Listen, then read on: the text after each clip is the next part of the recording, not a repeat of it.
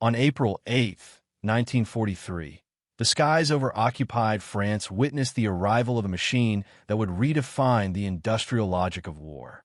At 27,000 feet, German veteran ace Ralph Hermann looked through the armored glass of his Focke-Wulf 190 and felt a sense of amused contempt. Below him, 16 massive silhouettes labored to gain altitude. To the German pilots, who were accustomed to the lean, agile frames of the Spitfire or the Soviet Yak, these new American intruders looked like bloated caricatures of fighter design. Hermann famously radioed his wingmen, mocking the massive Republic P-47 Thunderbolts as flying milk bottles, laughing at their seemingly clumsy climb. The P-47 Thunderbolt was, in every sense, a radical departure from the European school of thought. While Germany focused on lightweight interceptors optimized for horizontal agility, Republic Aviation's Alexander Kartveli had engineered a 7-ton behemoth built around a massive Pratt & Whitney R-2800 engine and a complex turbo supercharger. It was a high-altitude juggernaut that relied on mass and raw horsepower rather than grace. To the uninitiated, it was a dinosaur, but as the designers knew, it was a dinosaur with terrifyingly efficient proportions. The true threat lay hidden within the Thunderbolt's broad wings, 8.50 caliber Browning machine guns. The mathematics of this firepower were staggering for 1943. Capable of unleashing a combined 6,000 rounds per minute, a P-47 could concentrate enough lead to literally saw a German fighter in half in a 2-second burst. On that April morning, the Germans did not realize they were looking at the weapon that would systematically dismantle the Luftwaffe's fighter arm over the next 18 months. Initially, the P-47's reputation was marred by the struggles of novice pilots. The Jug, as its crews called it, was notoriously difficult to master. It ground-looped on landings and entered dangerous compressibility dives where controls would freeze near the speed of sound. In the first month of operations, the U.S. lost 14 Thunderbolts while claiming only 3 kills. However, a hidden truth was emerging from the wreckage that returned. The P-47 was nearly impossible to kill. Its air-cooled radial engine lacked the vulnerable liquid cooling systems of the Bf-109, allowing it to take direct hits that would have forced any other plane to ditch. The legend of the P-47's durability was cemented by Lieutenant Robert S. Johnson. During an encounter with the elite Jagdgeschwader 26, Johnson's aircraft was decimated by 20mm cannon shells. Trapped inside a cockpit with a jammed canopy and a burning engine, Johnson leveled his plane and aimed for the English Channel. A German pilot followed him, emptying his entire ammunition load into the crippled Thunderbolt from point-blank range. In a moment of sheer disbelief, the German pilot pulled alongside the flying wreck, saw Johnson alive, shook his head in amazement, and saluted before peeling away. When Johnson landed, his crew chief counted over 200 holes and several structural beams shot through. This resilience sent shockwaves through the Luftwaffe. The narrative of the Flying Pig was dying. American commanders, led by Hubert Zemke, began teaching their pilots to exploit the P-47's true nature. They stopped trying to outturn the nimble German fighters and instead used the Thunderbolt's massive weight to dive from high altitudes at speeds exceeding 550 miles per hour, faster than anything in the German inventory could follow. By 1944, the introduction of the paddle blade propeller transformed the P-47 from a high-altitude specialist into a universal predator. These wide, hydromatic blades allowed the Thunderbolt to climb with a ferocity that matched the best German interceptors.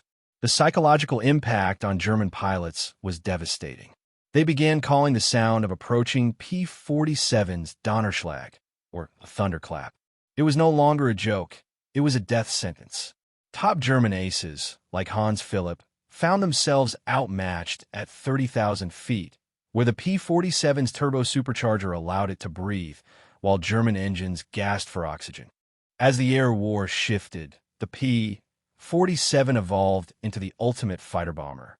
Armed with 1,000-pound bombs and HVR rockets, it became the terror of the German Wehrmacht on the ground. During the Normandy campaign, the Jabo fighter bomber attacks were so relentless that German movement was restricted entirely to the night.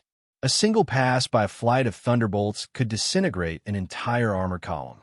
The accuracy of the 8-gun battery meant that ground targets were not just hit. They were shredded by a wall of lead that consumed everything in its path. The industrial disparity became the final nail in the coffin. During Operation Bodenplatte in 1945, the Luftwaffe attempted a desperate surprise strike, destroying dozens of Thunderbolts on ground. When a captured German pilot taunted an American commander about the burning planes, the response was clinical. "We will have 40 new ones here by tomorrow. Where will you get your pilots?" This was the reality of American production. Republic Aviation was finishing one P-47 every single hour, while the U.S. was graduating 30,000 highly trained pilots annually, nearly 3 times the total German capacity. By the final months of the war, the P-47 had even proven its mettle against the first generation of jet fighters. By diving from extreme altitudes, Thunderbolt pilots like John C. Meyer were able to intercept the Me-262 jets, proving that even the future of aviation could not escape the raw power of the juggernaut. The German elite, who had mocked the plane in 1943, now spoke of it in hushed tones. Joseph Pips Priller, who once called the P-47 a pregnant cow, eventually admitted it was the finest fighter bomber ever built, a machine backed by an industrial machine that never slept. The Thunderbolt's legacy is one of brute force engineering. Every component was overbuilt, from wing spars that could support 40,000 pounds to armored plates that shielded the pilot from heavy cannon fire. It was the heaviest single-engine piston fighter of the war, but it was also the most successful in its role. It didn't win through elegance. It won through the overwhelming application of steel, lead, and industrial logic. It was the physical manifestation of America's arsenal of democracy.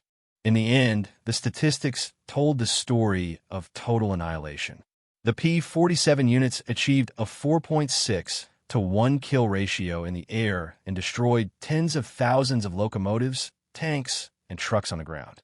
The flying milk bottle had indeed buried the Luftwaffe under an avalanche of lead.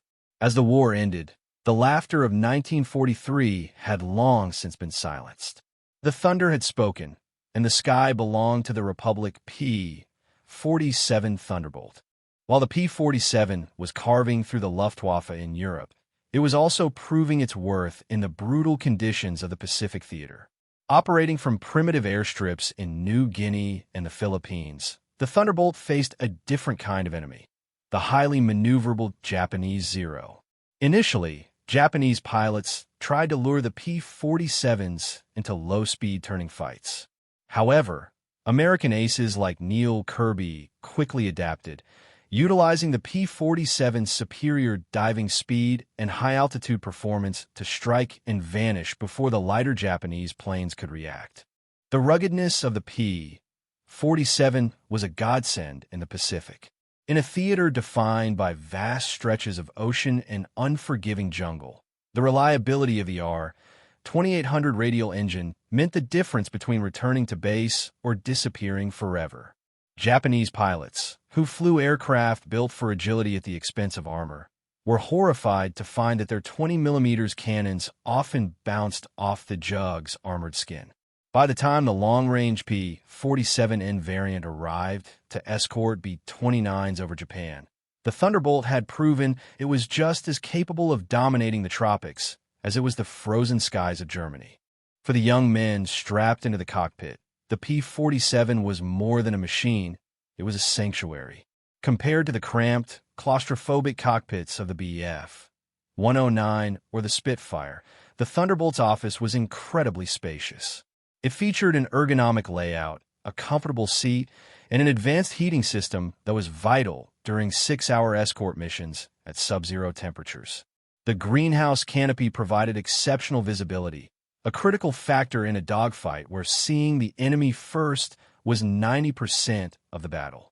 However, flying the P-47 was an exercise in managing raw power. Pilots described the sensation of takeoff as being strapped to a runaway locomotive. The torque from a massive propeller was so strong that it could flip the plane over if the throttle was slammed open too quickly. Once in the air, however, the plane became surprisingly harmonious. Despite its size, the hydraulically boosted ailerons allowed for a crisp roll rate, enabling pilots to flick the 7-ton fighter into a dive with startling agility. It was a gentleman's aircraft with a brawler's heart. The ultimate victory of the P-47 was not just won in the cockpit, but on the assembly lines and in the shipping lanes. The logistics required to keep thousands of Thunderbolts operational were staggering. Each aircraft consumed hundreds of gallons of high-octane aviation fuel per hour, all of which had to be transported across the Atlantic in the face of U-boat threats. The arsenal of democracy responded by building a global supply chain that the Axis could never hope to match. This industrial superiority extended to the smallest details. While German mechanics struggled with a lack of standardized parts and specialized tools, the P-47 was designed for field maintainability. Components were modular and easily replaced by mechanics working in mud and snow. This ensured that American squadrons maintained an incredibly high operational readiness rate. On any given day, a P-47 group could put 90% of its aircraft into the air, while a depleted Luftwaffe unit was lucky to scramble 20%. The war was being won by the mechanics as much as the pilots. As 1945 approached, the Luftwaffe introduced its wonder weapon, the Me-262 jet fighter. On paper, a propeller-driven plane like the P-47 stood no chance against a jet that was 100 miles per hour faster. Yet, the Thunderbolt pilots were undeterred. They developed a tactic known as rat catching, where they would loiter above German jet airfields at high altitude. As the jets slowed down to land, vulnerable and unable to maneuver, the Thunderbolts would drop like hammers from the stratosphere. Even in level flight, the P-47 proved dangerous to the jets. By utilizing its legendary dive speed, a P-47 could actually close the gap on a fleeing Me-262. The 8-gun battery once again proved its worth. While the jet was fast, it was also fragile. A single well-placed burst from a P-47's wall of lead was enough to shatter the jet's delicate turbines. By the end of the war, P-47 pilots had claimed dozens of jet kills, proving that raw firepower and aggressive tactics could overcome even the most advanced technology. As the smoke cleared over Europe in May 1945, the P-47 Thunderbolt stood as the undisputed champion of the tactical air war. It had entered the conflict as a misunderstood giant, mocked by its enemies and doubted by its allies. It ended the war as the most prolific American fighter, with over 15,000 units produced. It had transitioned from a high-altitude interceptor to a long-range escort, and finally, to the most devastating ground attack platform in history. The legacy of the P-47 lived on long after the last Radial engine was silenced. The philosophy behind its design, durability, overwhelming firepower, and pilot protection became the blueprint for future American ground attack aircraft, most notably the A-10 Thunderbolt II. The flying milk bottle had taught the world a permanent lesson. In a total war, it is not the most graceful machine that wins, but the one that can endure the most punishment and return the most fire. Decades later, at aviation reunions, former Luftwaffe pilots spoke of the P-47 with a respect that bordered on reverence.